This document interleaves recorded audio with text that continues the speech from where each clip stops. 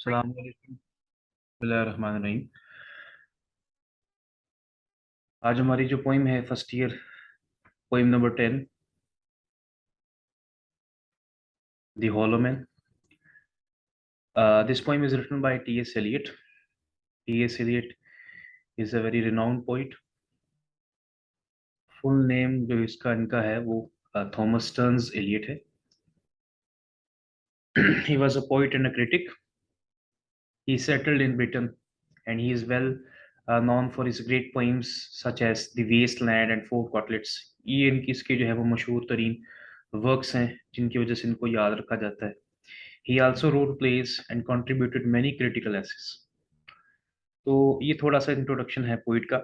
Poem की तरफ आते हैं। The hollow man.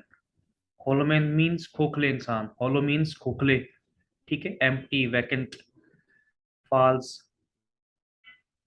हिपोक्रिटिकल भी हम इसे कह सकते हैं।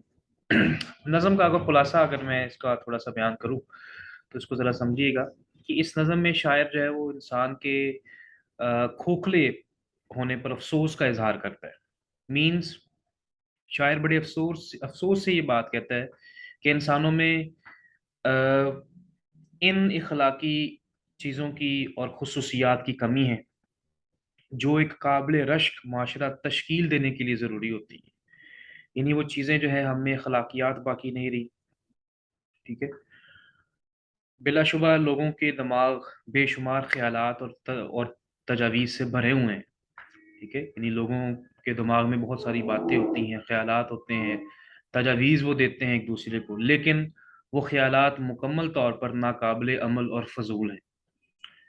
इंसान माशरे में ज़िंदगी के हक़ाइक़ को समझने के लिए इकट्ठे रहते हैं, ठीक है। शायर क्या कह रहा है यहाँ पे खुला नज़म में कि इंसान जो है वो माशरे में ज़िंदगी के हक़ाइक़ को समझने के लिए तो इकट्ठे रहते हैं, लेकिन उनके जहनों में कोई काबिल कदर बात नहीं, कोई इम्पोर्टेंट बात नहीं होती, इसलिए वो अपनी कोशिशों में नाकाम हो जाते हैं।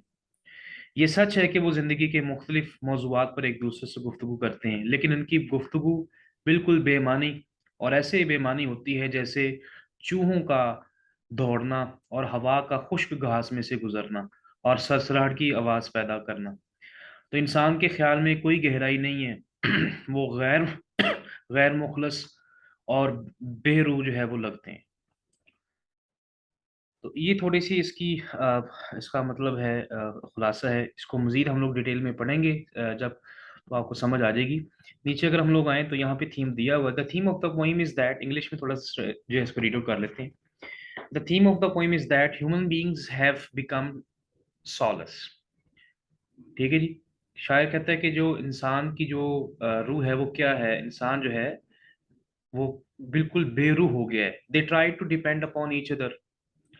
हम लोग कहते हैं कि एक दूसरे के ऊपर इन्हसार करने की कोशिश करते हैं, but they can not make a society. लेकिन एक माशरा नहीं बन सकता। क्यों? क्योंकि इत्तेहाद, यूनिटी नहीं है। All their efforts are like the running of rats और द रसलिंग ऑफ ग्रास। हमारी जितनी भी हरकत हैं इस दुनिया में वो ऐसे ही है जैसे चूहों का दौड़ना और खुश्क घास में से हवा का गुजरना। वी डू हैव शेप्स, ठीक है। वी डू हैव शेप्स, हमारे कहता है कि मतलब शक्लें हैं, सूरतें हैं, but inside there is nothing. लेकिन अंदर से खोखलेपन है। We only seem to be walking souls. हम सिर्फ कहता है कि चलती फिरती रूहें नजर आती हैं, but actually we are not even that. लेकिन हकीकत में हमारे अंदर वो रूह भी बाकी नहीं।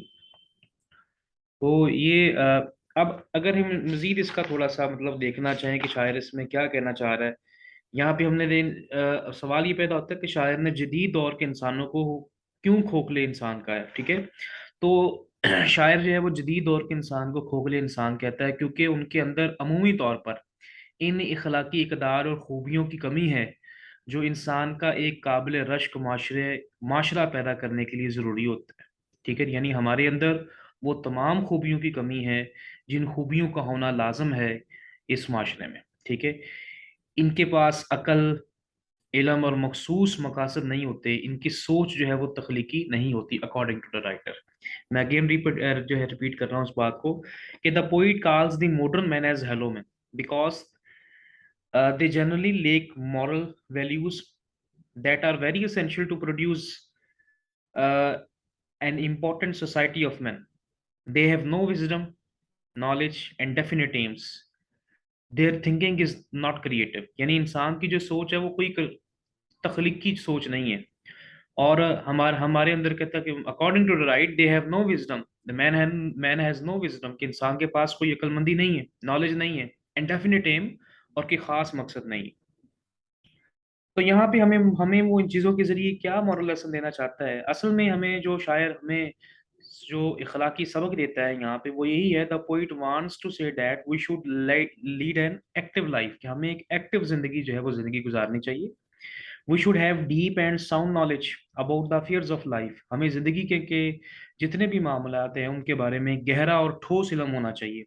Over relations with each other should be sound and meaningful, हमारे एक दूसरे के साथ जो ताल्लुकात हैं वो बड़े मजबूत और बामानी होने चाहिए। ठीक है, तो ये मतलब जो है हमें वो यहाँ पे बताना चाह रहा है। तो पोइम का आगाज करते हैं टेक्स्ट का। We are the hollow man, कहता है कि हम खोखले लोग हैं। We are the stuffed man,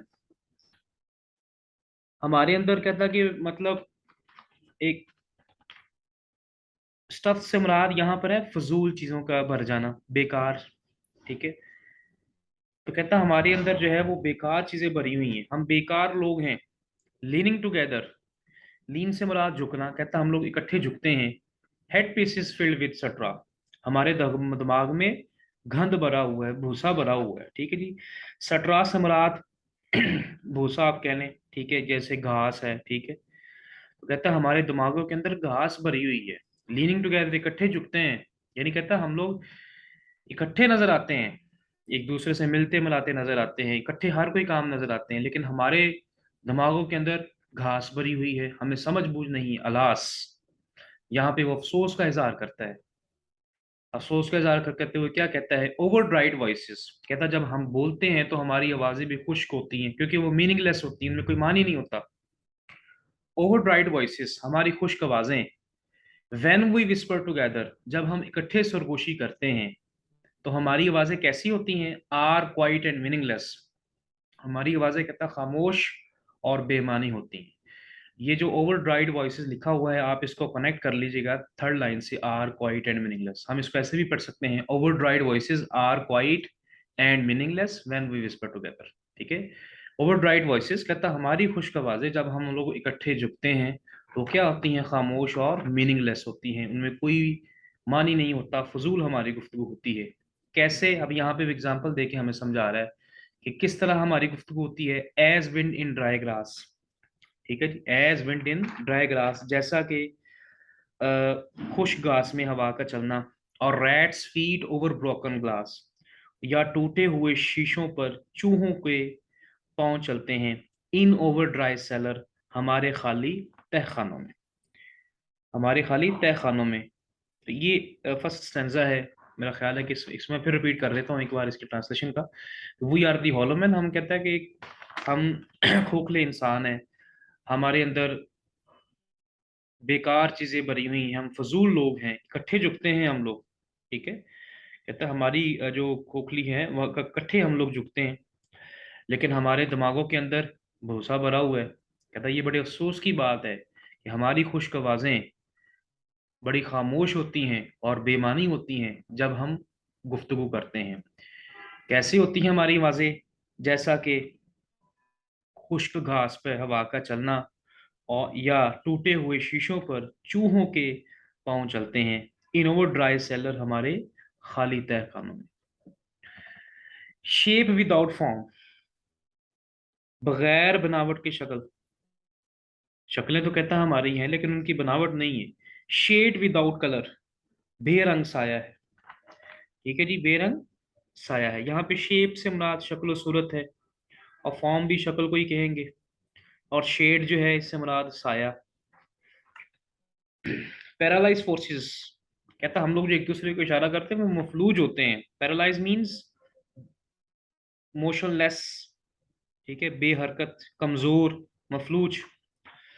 paralyse forces, कहता हम जो इशारे करते हैं एक दूसरे को वो मफलूज होते हैं। जेसस विदाउट मोशन, इशारे हमारे बेहरकत हैं। तो ये दो दो लाइनें बड़ी इंपॉर्टेंट है। इसमें राइटर क्या कहना चाहता है, the poet says that the modern people have only appearances, कि हमारी सिर्फ शक्लो सूरत ही है, but we have no shape, हमारी जो शक्लें हैं वो क्या है, फॉर्मलेस है। Their views have a certain shade, but it has no color it. Number third stanza पर अगर आए, दोज हु हैव क्रॉस्ड, कि वो लोग जो यहाँ से जा चुके, मीन्स कि वो लोग जो मर चुके, विद डायरेक्ट आइज, खुली आंखों वाले, टू डेथ्स अदर किंगडम। ये दो लाइनें से मुराद ये है कि वो लोग जो यहाँ से चले गए हैं, मीन्स कि जो दूसरी सल्तनत, मौत की दूसरी सल्तनत में चले गए हैं। किंगडम से मुराद यहाँ पे सल्तनत है। रिमेंबर अस, कहता है कि हमें हमें यानी जो लोग यहाँ से चले गए हैं दूसरी दुनिया में, अगर वो हमें याद करते हैं तो कैसे याद करते हैं। रिमेंबर अस, कहता कि वो हमें याद करते हैं इफ एट ऑल, मीन्स कि अगर वो हमें याद करते भी हैं तो कैसे याद करते हैं, not as lost violent forces. ठीक है, तो हम ना, हमें जो है वो तौर शिद्दत पसंद रूहों के तौर पर याद नहीं करते। ठीक है जी, हमें वायलेंट मीन्स शिद्दत पसंद, यानी कि तेज, सख्त, संगीन, बट ओनली, बल्कि हमें कैसे याद करते हैं, एज दी हॉलो मैन, कि हम क्या हैं, खोखले लोग हैं। द स्टफ्ड मैन, हमारे अंदर जो है वो भूंसा भरा हुआ है। उम्मीद है ये आपको वीडियो पसंद आई होगी। वीडियो को लाइक करें और शेयर करें। थैंक यू जी, अल्लाह हाफ़िज़।